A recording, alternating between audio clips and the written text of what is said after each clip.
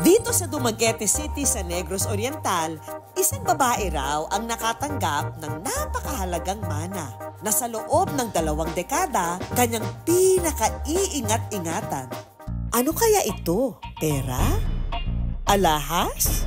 Ginto? Ang sagot, none of the above. Ang tinutukoy kasing mana, isang natatanging recipe. Ito ang puto maya na gawa sa malagkit na bigas at sinamahan ng manggang hinog at tsokolate de batirol. Natakam ba kayo? Ang kwentong pamana kay Nanay Luz, ating alamin sa Good News. Bata pa lang daw si Nanay Luz, iniwan na raw siya ng kanyang ina sa kanyang tiyahin at lola para magtrabaho sa Maynila.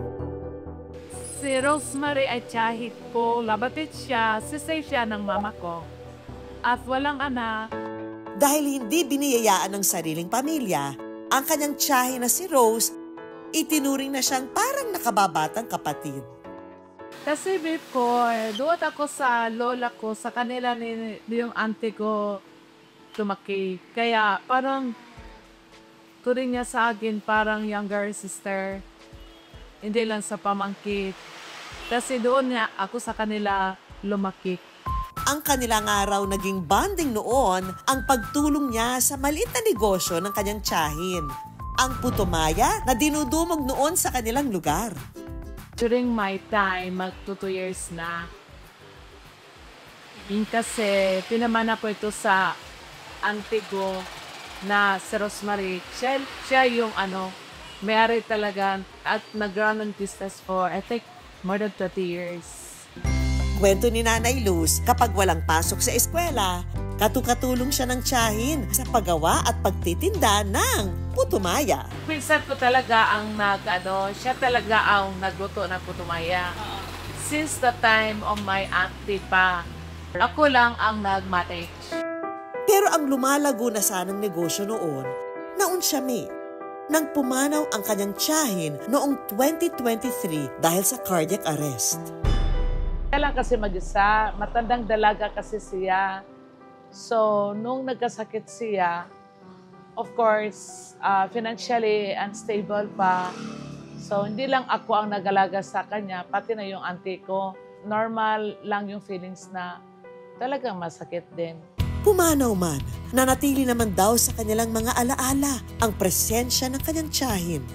Lalo na ang kanyang puto maya recipe na kanyang specialty. Naging loyal ako sa pagluluto ng puto maya ni Auntie Luz dahil sa una, yung pass-on tradition namin, galing pa yan sa kaninunuan namin. So, kailangan namin i-preserve yung pagiging, yung loyalty namin sa pamilya. Dahil dito, katuwang ang kanyang asawa, nagdesisyon si Nanay Luz na ipagpatuloy ang naunsyaming negosyo ng kanyang Auntie Rose. Pero ang original puto maya recipe ng kanyang auntie, nagawa sa malagkit na bigas at sinamahan ng manggang hinog at tsokolate de batirol, binigyan ng twist ni Nanay Luz sa kanyang version. Kung dati, on the side lang ang tsokolate, ngayon, on top na. Mas lalo pa nga niya itong pinasarap with condensed milk at peanut butter. Napumatok naman sa lasa ng mga customer. Sobrang sarap talaga, as in. Sakto lang po yung tamis niya. Chocolate, sir. Peanut butter natin, sir. Lagay. Pinakalas yung condensed. Perfect. Akala ko hindi sapat yung chocolate na nilagay. Saktong-sakto lang. At lumipas man daw ang panahon, hindi nila binabago ang presyo. Saulado na nga raw ng mga suki niya ang 10,555 price list niya. Bali, 10 pesos na puto, 5 pesos na chocolate, 5 pesos na butter, and 5 pesos na condensed. Madaling araw pa lang, busy na magluto ang mga staff ni Nanay Luz. Pagsapit na nga ng 3:30, eto't ready na silang mag-ubos ng puto maya na kanilang ibebenta hanggang 5:30 ng hapon. Mula Lunes hanggang Biyernes, kaya raw nilang umubos ng 80 to 110 kilos ng puto maya. Pero kapag weekend, mas mabenta. Kaya raw nilang makabenta ng nasa 150 kilos. From 1 year of operation, naka-acquire din ako ng yung malaking pig fight para sa asawa ko. Yun pa ang request to. Bukod sa mga naipundar na gamit, ang pinakamasarap daw sa pakiramdam ang makatulong sa iba gamit ang recipe ng pinakamamahal ng tiyahin. Meron po akong naipon. Malaking sahod. At saka masarap din aming paninda. Marami kaming Sa edad na 61 years old, habang malakas at kaya pa, ipagpapatuloy raw niya ang ipinamanang recipe ng kanyang tiyahin. Na balang araw, kanya ring ipamamana sa kanyang pamilya.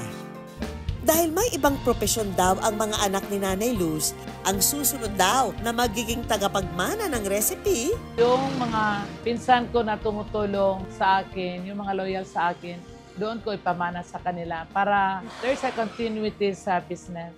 Bilang pasasalamat ni Nanay Luz sa mga taong sumusuporta sa kanyang negosyo, eto't mamamahagi ng puto maya si Nanay Luz for free.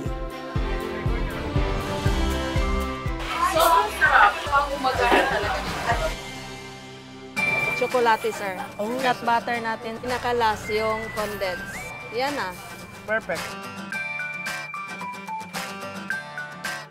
Ang pamana, hindi kinakailangang mamahalin. Dahil gaya ng puto maya recipe, ang mas masarap ingatan ang mga bagay na pinaglaanan ng panahon at pinagpaguran.